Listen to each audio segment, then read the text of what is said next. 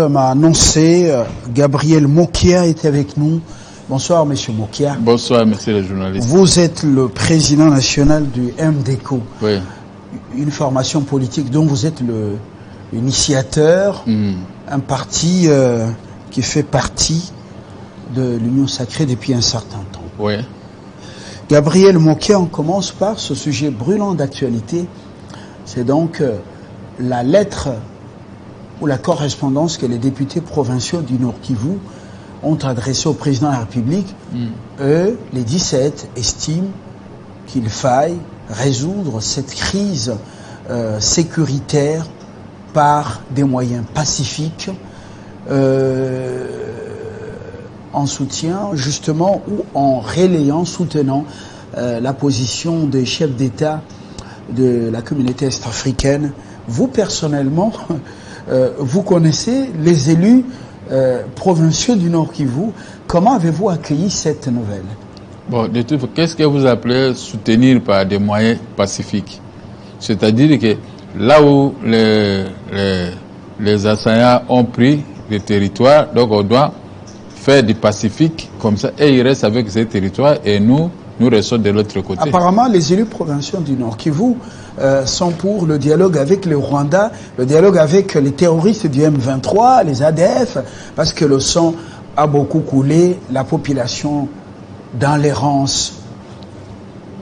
Mais vous connaissez les positions, c'est-à-dire dialoguer avec eux, ils vont nous poser des conditions, ils doivent être des gouverneurs, ils doivent être des ministres, ils doivent être ceci, ils doivent prendre aussi position comme si c'était les Congolais.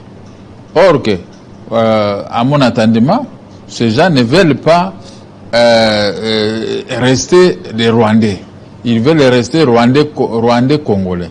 Quand nous parlons comme ça, leurs avocats nous menacent, ils vont nous traduire ici la scène internationale. Mais ils occupent notre pays. C'est la scène internationale qui doit s'occuper d'eux, mais pas nous. Tous les députés provinciaux du Nord Kivu ne sont pas rwandophones, à ce qu'on sache, qu'on le sache. Et ces élus provinciaux, bien sûr, pendant l'état des sièges, ils ne sont pas opérationnels. À votre humble avis, il y a eu beaucoup de réactions. Certains estiment que ces gens jouent le jeu de Kigali et défendent les intérêts des terroristes. J'avais suivi l'intervention du président de l'Assemblée nationale. Il avait demandé, celui qui joue le jeu, il n'a qu'à s'abstenir. Ou soit il doit quitter et retourner au Rwanda pour commencer à se battre avec nous. Vous voyez que ces gens qui sont dans les frontières, moi, un pied dedans, un pied dehors pour notre pays. Donc c'est pourquoi nous souffrons. Parce que moi personnellement, Gabriel Mokia, je ne peux pas imaginer, j'occupe un poste de responsabilité militaire et qu'un pays voisin doit venir nous attaquer et nous on reste comme ça, mou. On ne dit rien, toujours des négociations. Mais est-ce que on dit un homme doit se préparer dans la vie. Si tu ne te prépares pas, tu vas subir tout ce que le monde crache sur les autres. Vous voyez que le pays maintenant est à fait déploré. Parce que moi, je ne peux pas imaginer qu'un petit pays comme le Rwanda peut nous mettre à genoux. Depuis longtemps, le Rwanda nous a mis à genoux. Mais ces députés-là, est-ce que réellement sont les fils de notre pays ou bien il y a point d'interrogation là-dedans. Bon, vous voyez là où ils vont, ils demandent au gouvernement de négocier avec le Rwanda. Au lieu de demander, donner la force à notre gouvernement pour vaincre les assaillants et qu'on doit nous respecter. Il faut que nous soyons respectés. C'est pourquoi on dit en français, aide-toi, le ciel t'aidera.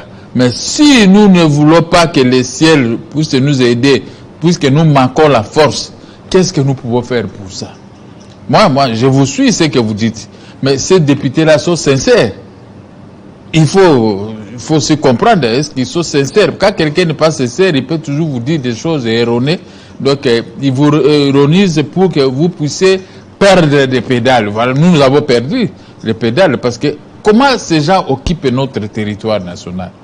Nos territoires, ils occupent nos territoires. C'est une infraction. L'armée vient donc de démentir des rumeurs persistantes et surtout relevant de l'intox, annonçant la prise des localités et des cités importantes par la milice rwandaise. Et l'armée nous a fixé, vous le suivrez dans le journal, notre édition vespérale des 19h. Gabriel Mokia. Bunagana est occupé. Bunagana est sous occupation rwandaise. Vous voyez, c'est là, on peut toujours démentir l'information, mais Bunagana est occupé. Cela montre quoi? Qu'est-ce que le peuple peut espérer pour ça? Ça fait très longtemps que Bunagana est occupé.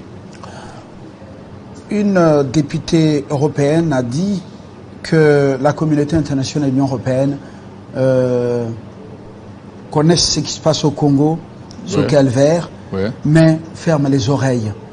Et maintenant, cette députée dit que les Congolais eux-mêmes qui vont se libérer, qui vont s'entraider pour sortir de cette situation. Ça vous interpelle? Oui, parce que vous savez que l'Union européenne est là pour les intérêts des Européens, pas pour les intérêts des Africains. Vous voyez ce qui se passe en Ukraine. Tout est branché sur l'Ukraine. L'Ukraine reçoit tout, des milliards de dollars, de ceci, de cela. Mais ici, chez nous, qu'est-ce qui manquait à l'Europe de pouvoir nous aider pour qu'on puisse chasser les ennemis? Mais on ne nous aide pas, nous sommes restés abandonnés, nous sommes comme des orphelins maintenant. Pour le moment, la RDC ne peut pas se taper la poitrine parce que la RDC maintenant est sous occupation. Alors, ces députés de l'Union européenne, ils n'ont pas besoin de nous. Nous sommes des nègres. On n'a pas besoin de nous. Que vous mourrez ou quoi, vous voyez ce qui s'est passé à Turquie. Vous voyez les aides qu'on envoie là-bas. Mais ce qui se passe chez nous, à l'est de la République démocratique du Congo, nos concitoyens sont dans la rue. Dans les rues de l'est. Dans des églises, dans ceci, parce que ces gens manquent des endroits pour dormir. Ce n'est pas du tout sérieux. Ça, c'est le gouvernement. On doit interpeller le gouvernement. C'est le gouvernement qui doit nous éclaircir clairement. Je gère les citoyens. Il faut protéger la population congolaise, comme dit la Constitution. Mais qu'est-ce que le gouvernement attend pour protéger notre peuple? Félix Tshisekedi, le président de la République à Genève, en Suisse, a dit donc qu'il en a marre. Et sa patience a atteint des limites. Qu'est-ce que cela signifie pour vous? Vous êtes un homme d'une grande franchise et vous êtes toujours un guerrier dans votre approche. Vous êtes pour que l'homme se batte et non pas pleurnicher. Qu'est-ce que cela signifie selon vous? C'est cette phrase que vous avez dit qui m'intéresse.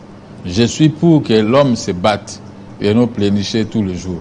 Parce que si nous nous battons, ça sera aussi pour la génération future. Quand il dit qu'il en a marre, l'armée est sur le terrain en train de se parce que peut-être sa patience a des limites. Cela signifie quoi? Parce qu'on nous a autorisé l'achat d'armes. Donc notre pays doit acheter les armes pour pouvoir se requéquer et pouvoir se battre avec tous les ennemis. Mais il faut avoir vos propres moyens. Je vous ai dit que aide-toi, le ciel t'aidera. Même si l'Union européenne ou les Africains peuvent venir nous aider, mais il faut qu'ils nous trouvent nous-mêmes aguerris. Si nous sommes aguerris, l'homme qui viendra nous aider trouvera une facilité pour nous conduire dans cette guerre.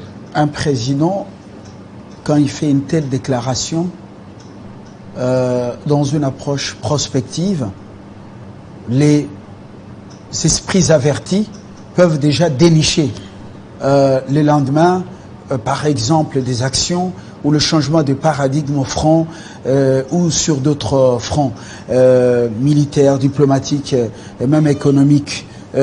Ça présage pour vous que le président soit capable de tourner le dos aux partenaires traditionnels hypocrites, l'Union européenne et tous ces pays et les anglo-saxons, surtout les États-Unis et les Britanniques. À mon avis, c'est ça. C'est qu'il a compris quelque part que son peuple souffre. Donc maintenant, il cachait quelque chose. Maintenant, il dit, il en a marre. Allez, il va montrer une autre face. Donc nous attendons la face. Nous attendons pour qu'il puisse s'exploser. Parce qu'il a tout un peuple derrière lui. Le président de la République ici est aimé par tout le monde. Donc, il faut qu'il fasse un effort de réunir tous les peuples congolais derrière lui, de la même façon, de ne pas faire souffrir les peuples congolais, mais d'aimer ces peuples. Alors, on doit aller de l'avant. Il montre cette face-là. Comme ça, nous allons attaquer pour pouvoir gagner. Ce qui nous intéresse, nous, le peuple congolais, c'est quoi? C'est la victoire. On sait qu'au Congo, quand vous venez avec les armes, voici ce que vous allez finir. Vous allez en finir très mal. Donc ça, c'est très bien. Donc je crois qu'il a peut-être un autre joker qui va nous présenter. Voyons voir, est-ce que l'approche Mali peut nous inspirer pour nous tourner vers, par exemple, l'autre puissance qui est en train de défier l'OTAN en Ukraine? C'est un questionnement, on n'affirme rien. Macron, le président français, est attendu à Kinshasa pour une visite officielle, mais certains disent que c'est un soutien de Kagame et de Kigali. Votre humble avis, vous sentez que les Congolais ne sont pas beaucoup favorables? Ça, c'est une frange des Congolais. Quelle est votre réaction personnelle? Comment on peut être favorable à Macron? Macron, il combat Poutine, malignement. Mais Poutine est tenté de sauver les Africains. Partout où les Wagner passent, ces éléments arrivent à dédouaner l'Afrique. Mais alors, Macron, il joue un double jeu. Il fait semblant de parler avec Poutine, la nuit, il attaque. Donc, la nuit, il cause avec lui, mais la journée, il attaque sous couvert de l'OTAN. Donc, ça, en tout cas, sa présence ici, je ne sais pas. Et puis, souvenez-vous qu'il n'y a pas l'OTAN, il a donné 20 millions de dollars au Rwanda pour la traiter de l'armée. C'était l'Union européenne pendant la présidence tournante de l'Union européenne qui est assumée par la France. Alors maintenant il a pesé de ce poids pour que cet argent puisse atterrir au Rwanda. Donc quelqu'un qui soutient les Rwandais à 100%. Donc c'est-à-dire que peut-être il se moque de nous seulement. On va voir sa visite, ça va produire quoi, parce que lui il est avec les Rwandais. Souvenez-vous que ceux qui avaient tué Habyarimana, ils sont exemptés de poursuites judiciaires. La France, les juges, Bourget, juge Bruguière, il avait fait ce rapport. Après, il a changé les rapports. Vous voyez? Auparavant, c'était une condamnation de Kagame. Et maintenant, il a changé les rapports. On est tenté de les couvrir. Donc, comment nous pouvons faire confiance à un tel pays? La France ne joue pas un franc jeu. C'est ce qui n'intéresse pas les Africains. Vous voyez l'Afrique de l'Ouest, comment ils se lamentent, comment ils sont contre la France. Parce que il faut, quand je dis je suis ton ami, je suis sincèrement ton ami. Dans tout ce que nous faisons, je vous montre ma confiance. Mais maintenant, avec la France, est-ce qu'on aura une confiance? Parce que la France est très égal avec le Rwanda. Est-ce que les choses ne peuvent-elles pas changer? Par exemple, on sent que le monde est dynamique. Le petit Rwanda, à part la sous-traitance dans les pillages des ressources du Congo, à part la sous-traitance au niveau sécuritaire avec son armée qui protège les intérêts des multinationales françaises, par exemple Mozambique, et ici quelque part juste à côté de nous en Ouganda, est-ce que les choses ne peuvent pas évoluer en notre faveur, la France ayant constaté qu'elle perd davantage du terrain en Afrique de l'Ouest et que le Congo reste incontournable sur plusieurs plans, au niveau de la francophonie, au niveau des ressources, au niveau de l'environnement et gestion plutôt régulation du climat. Je ne sais pas comment le président français a négocié sa visite ici, mais il a son amour propre envers le Rwanda. Mais nous, je mets un point d'interrogation. Nous avons des richesses. Les Rwandais pillent nos richesses pour vendre à tous ces pays-là. Et est-ce que vous croyez vraiment qu'il est venu ici en âme et conscience, il peut nous faire quelque chose? Moi, je ne crois pas. Et la politique est dynamique. Il change. La politique est dynamique. Les choses peuvent toujours évoluer dans le sens positif. Pour la RDC, on sent que nous, on a plus d'atouts que le Rwanda. Est-ce que Macron ne peut pas faire évoluer les choses, même si à l'Élysée, elle a annoncé l'objet de sa visite, et principalement, c'est la recherche biomédicale à travers l'INRB, c'est aussi donc l'environnement, principalement, nous sommes le leader de l'Afrique qu'on appelle le bassin du Congo en matière de gestion des régulations du climat. Gabriel Mokia, est-ce qu'on ne peut pas évoluer quand même? Qu'est-ce que nous gagnons là tout ça? Mais le Rwanda gagne avec les richesses du Congo tous les jours. J'étais hier des éleveurs de bétail. Aujourd'hui, ils exportent les diamants, l'or, ils exportent tout, les coltans, les cassitérites, tout ça. Mais cela vient de notre pays. Mais la communauté internationale est à de voir. L'Union africaine est à de tout voir.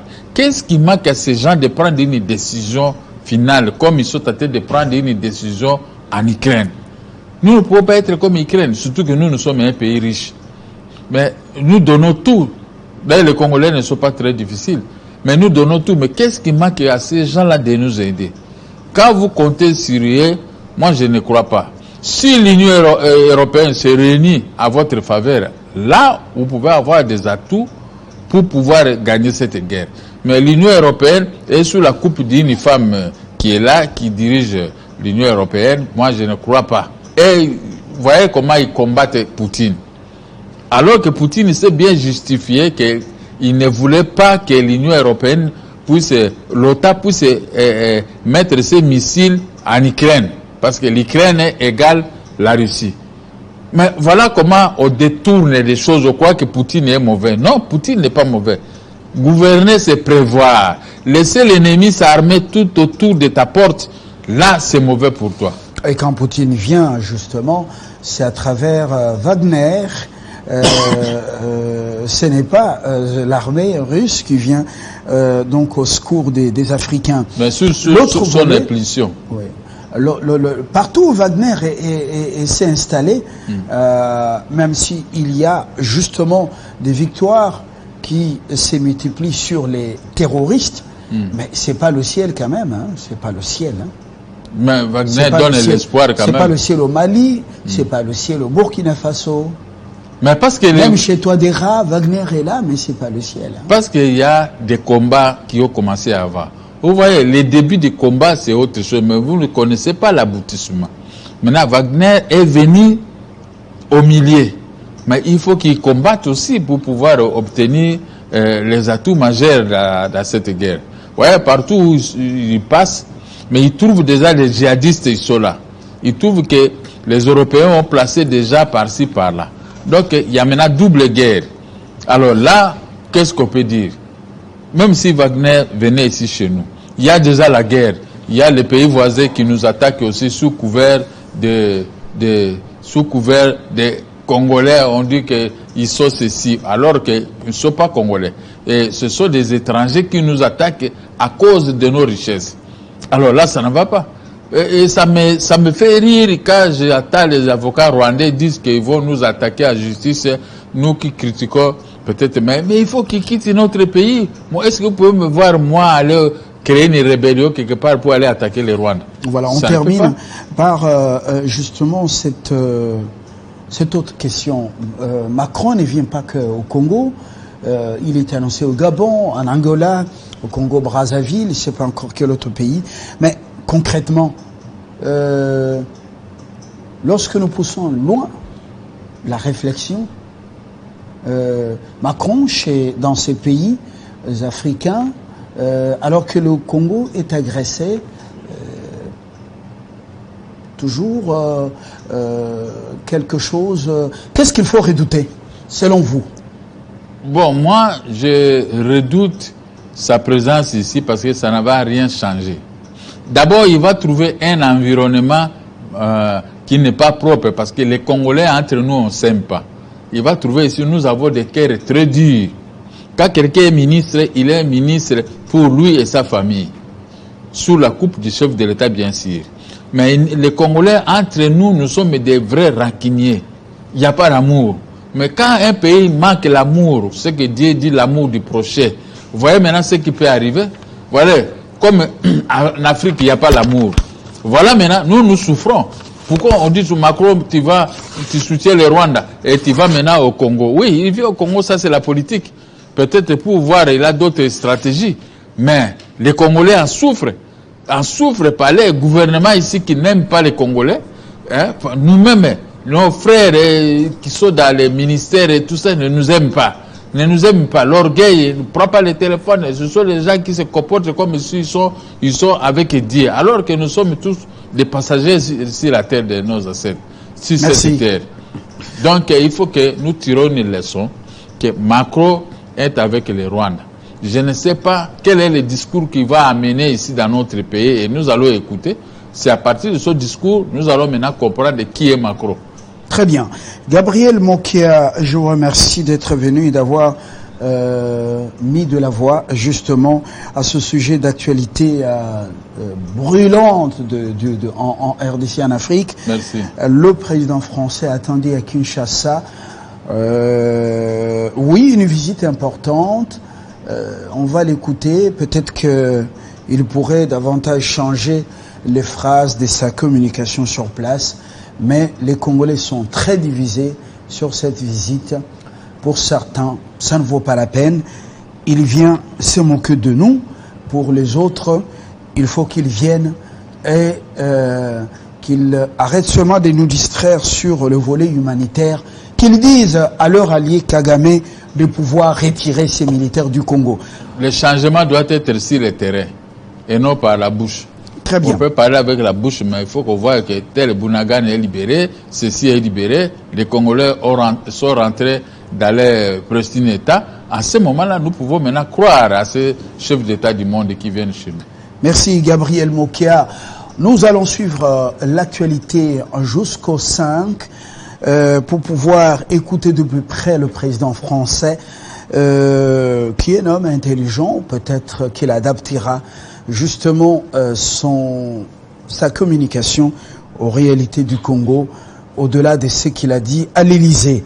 Pour l'instant, nous allons prendre le second invité, non pas pour parler de la découverte de caches d'armes dans la maison d'un député national dans le Nord Kivu, non pas pour parler d'une sorte de traîtrise de ces députés provinciaux du Nord Kivu, mais parler de comment les autres Africains voient notre lutte, nous, Télé 50, en tant que média panafricain. Nous allons recevoir Médard Mbongo, Ilouvier du Congo-Brazzaville.